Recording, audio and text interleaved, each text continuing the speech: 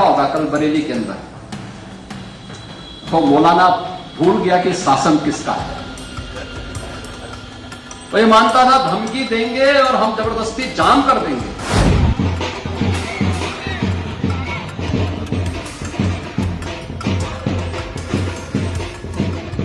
मैं पहले दिन से कह रहा हूं कि आइला मोहम्मद वाला मसला कोई बहुत बड़ा मसला नहीं है, ना ही कोई अपराध है, लेकिन इसे तूल क्यों दिया जा रहा है? क्यों जानबूझकर आइला मोहम्मद के बैनर पोस्टर लहराने वालों के खिलाफ कानूनी कार्रवाई हो रही है? ये क्यों किया जा रहा है, ये समझना बहुत जरूरी है। और इसका ताजा ताजा सबूत या फिर यूं कहा जाए संकेत सामने आ चुका है।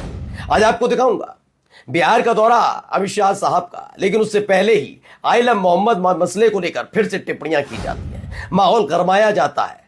ये हिंदू मुसलमान वाली जो प्रयोगशाला का इस्तेमाल ये अलग अलग जगह कर चुके हैं, बिहार में करना चाहते हैं, क्योंकि ये मुद्दा विहीन है। ये बता ही नहीं पाएंगे कि उन्होंने देश को क्या दिया, क्यों इस देश की जनता हिंदू मुसलमान से इतर इनके बीजेपी शासित राज्यों में खड़ी हुई है इनके खिलाफ। इसीलिए बिहार में अब नया मुद्दा छेड़ने की कोशिश हो रही है क्या? यही नहीं, आज आपको दिखाऊंगा बरेली में जो कुछ हुआ। आपके अपने चैनल द लाइव टीम ने पहली फुर्सत से और पूरी जिम्मेदारी के साथ कहा कि कम से कम जो पत्थरबाज है, जो तमाम लोग हैं, उन पर भरोसा मत करिए, उनसे दूर रहिए। यह जिम्मेदारी बनती है आपकी। लेकिन सोचिए, जब एक प्रदेश का मुखिया ही ऐसी भाषा शैली का इस्तेमाल करे जो साफ साफ दर्शाए कि वो इधर नहीं सिर्फ एक तरफ खड़े, दोनों तरफ नहीं खड़े, तो आज क्या कहेंगे? आज मुख्यमंत्री की वो भाषा शैली सुनाऊंगा। और क्या हुआ कि योगी आदित्यनाथ के उस बयान के बाद उनका एक पुराना वीडियो बहुत तेज रफ्तार से सर्कुलेट हो रहा है। खबर नरेंद्र मोदी साहब से जुड़ी हुई भी है। जब इतिहास रचा जा रहा है यूएन के अंदर, तो मोदी साहब यूएन जी क्यों नहीं गए, वहां से दूरी क्यों बनाई? ये तमाम चीजें एक एक खबर देखते जाइएगा और एक खूबसूरत तस्वीर जरूर देखिएगा। ये तस्वीर दो धर्मों की मोहब्बत की है, प्यार की है। नमस्कार, मैं हूं प्रज्वल गौतम और आप देख रहे हैं the live TV. The live TV, सच सबसे आगे। शुरुआत इस खबर के साथ करने जा रहा हूं। न्यूज 24 की खबर है। खबर क्या है, पहले खबर पढ़िए। अमित शाह के दौरे के बीच बिहार में आई लव मोहम्मद पर विवाद हो गया। आई लव मोहम्मद इस तरीके से लिखा है जैसे मुसलमानों ने विवाद किया है, जबकि मुसलमानों की तरफ से किया गया विवाद नहीं है। क्या है समझेंगे नहीं, खबर पढ़िए, आप असमंजस में पड़ जाएंगे। खबर लिखने का तरीका देखिए। केंद्रीय गृह मंत्री अमित शाह के दौरे के बीच बिहार में आई लव मोहम्मद विवाद पर बिहार में भी माहौल गरमाने लगा। ऐसा लग रहा मुसलमानों ने किया। आगे देखिए, सीमांचल क्षेत्र के अररिया जिले में शाह के सम्मेलन से पहले सोशल मीडिया पोस्ट पर माहौल गर्मा गया। क्या आपको लगा इसमें कुछ पता लग रहा है? ये मुसलमानों वाला ही लग रहा है ना। जोगबनी में तनाव की स्थिति पैदा हो गई। उग्र प्रदर्शन करते हुए लोगों ने बाजार बंद करा दिए। कथित तौर पर रोडेबाजी भी की गई। हालांकि लगभग 1 घंटे बाद स्थिति सामान्य होने लगी और दुकानें खुल गई। हुआ क्या है जरा यहां पर देखिए। केंद्रीय गृह मंत्री अमित शाह के बिहार दौरे के बीच अररिया जिले के जोगबनी में शुक्रवार को आइला मोहम्मद सोशल मीडिया पोस्ट पर आपत्तिजनक टिप्पणी किए जाने से माहौल गर्मा गया। अब हिंदुस्तान की खबर पढ़िए और न्यूज 24 की। न्यूज 24 ने इस तरीके से घुमाया कि सारा का सारा ठीक रहा। ऐसा लग रहा है जैसे मुसलमानों ने वहां जाकर अमित शाह के दौरे के वक्त आइला मोहम्मद पर माहौल गर्मा दिया, जबकि यह है कि आइला मोहम्मद वाले मसले पर आपत्तिजनक टिप्पणी की गई जिसके बाद माहौल गर्माया। तो दोनों चीजों में कितना बड़ा अंतर है। लेकिन ये पूरी चीजें ना बताकर, आदि छिपाकर जो खेल करने की कोशिश बिहार चुनाव में हो रही है, समझ रहे हैं आप? ये देखिए क्या कौन कर रहे हैं, नारेबाजी कौन कर रहे हैं, तमाशा देखिए, देखते जाइए।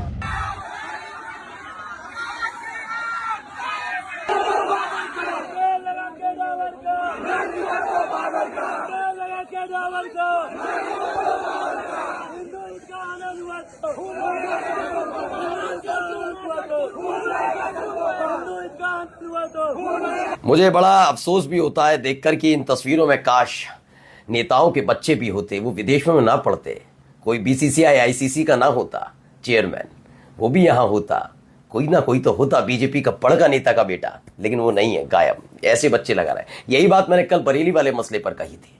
कहा था ना मैंने आपसे, इनको फर्क नहीं पड़ता। ये बाद में कहते हैं डिटेन कर लिया, ये हो गया।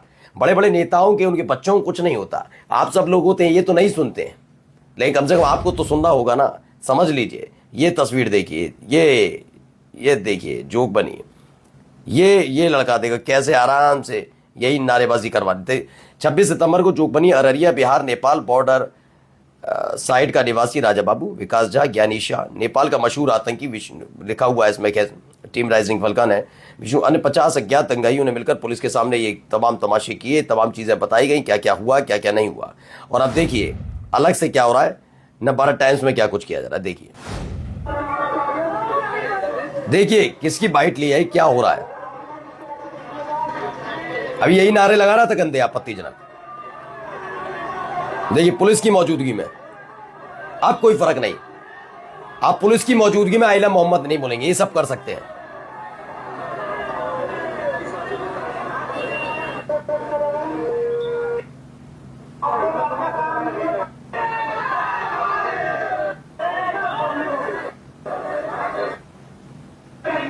मोहम्मद का बैनर पोस्टर, ये देखिए अब क्या कहता जरा जो जोगबनी थाने के आगे एक विरोध प्रदर्शन किया जा रहा था।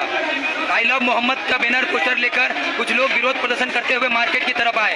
वो एकदम शांति प्रिय आ रहे थे, परंतु जैसे ही वो मार्केट के अंदर आए उन्होंने एक नारा लगाया, गुस्ताखे रसूल की एक सजा सरतन से जुदा। ये नारा लगाकर मेरे ऊपर तलवार से हमला किया है। हम अपने बचाव के कारण अपनी तरफ आए और हम अपने लोगों को बताएं और उसके जवाबी कार्रवाई में हम लोग यहाँ खड़े। अपने लोगों को, तेरे लोगों को, तुम्हारे लोगों को, उसके लोगों को, ये सब किया। और सोचिए नारेबाजी का वो वीडियो तो नहीं, लेकिन इनका जरूर है जो अभी शब्दावली बोल रहे थे। अमित शाह के जोगबनी दौरे से पहले बवाल हुआ, पैगंबर पर आपत्तिजनक टिप्पणी से छिड़ा है विवाद, ये खबर निकलकर सामने आई। अब जरा भाई साहब की भाषा शैली को जरा सुनिए, कितनी विनम्र भाषा शैली का इस्तेमाल करते हैं। आपने देखा होगा कल बरेली के अंदर वो मौलाना भूल गया कि शासन किसका है। वो ये मानता था धमकी देंगे और हम जबरदस्ती जाम कर देंगे। हमने कहा जाम नहीं होगा, कर्फ्यू भी नहीं लगेगा, लेकिन कर्फ्यू का सबक तुम्हें ऐसा सिखा देंगे कि तुम्हारी आने वाली पीढ़ी दंगा करना भूल जाएगी। मैं बिल्कुल योगी आदित्यनाथ की बात से सहमत हूं पूरी तरीके से। हाँ, बस फतेहपुर वालों को नहीं सिखा पाए नरेंद्र योगी आदित्यनाथ जी, वो करनी सेना को नहीं सिखा पाए आप। अच्छा, मुसलमानों को सिखाना है, फिर ये मत कहिए ना कि गोरखपुर मठ में मुसलमान भी रहते हैं, तमाम चीजें। आप सोचिए ये उत्तर प्रदेश के मुख्यमंत्री हैं, पीढ़ियों को याद दिलाना चाहते हैं, सबक सिखाना चाहते हैं, लेकिन जो कांवड़िए करते हैं उनको सबक नहीं सिखाएंगे, उनको नहीं सिखाएंगे जो करनी सेना के होते हैं। फतेहपुर में जो एक मकबरे पर टूट पड़े थे पुलिस वालों के सामने, उनको नहीं सिखा पाते आप। मतलब उनके सामने वो निरक्षर है क्या, अनपढ़ है क्या, कहिए ना वो कुपड़ अनपढ़ है, उत्पाती हैं, तो इसलिए वो सीख नहीं सकते। सोचिए ये भाषा शैली एक प्रदेश के मुख्यमंत्री की है, और ये प्रदेश के मुख्यमंत्री है और इनसे उम्मीद है कि ये देश के प्रधानमंत्री बनेंगे। उम्मीद है इनसे। अब क्या लगता है आपको, जरा सोचिएगा। ये भाषा शैली एक संवैधानिक पद पर बैठा हुआ व्यक्ति जब बोले, मैं ये नहीं कह रहा हूं दंगाइयों को सबक सिखाना चाहिए, लेकिन दंगाइयों में यह भी देखना चाहिए कि वो किस धर्म के हैं, किस धर्म के नहीं है। ये देखना चाहिए क्या कि हिंदू है तो वो दंगाई नहीं, शांति दूत होंगे। ये यही करते हैं।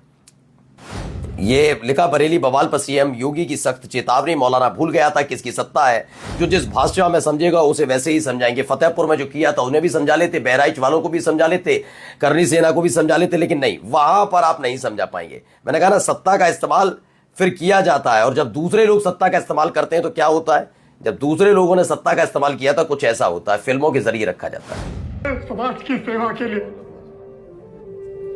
मैंने अपने घर को छोड़ा है, मैंने अपने माँ बाप को त्यागा है, और आज मुझे अपराधी बनाया जा रहा है। मैंने अपने परिवार को छोड़ा है, मैंने अपने माँ बाप को छोड़ा है, लेकिन आज मुझे अपराधी बनाया जा रहा है महोदय।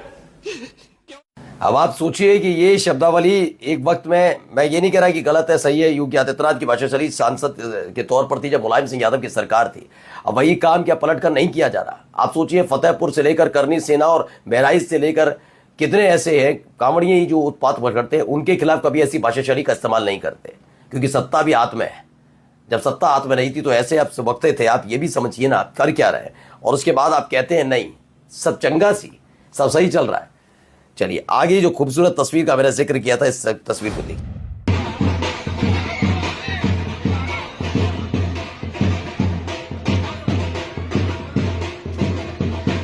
क्या खूबसूरत तस्वीर है, अगर नहीं समझ पाए तो मैं भी समझाऊंगा।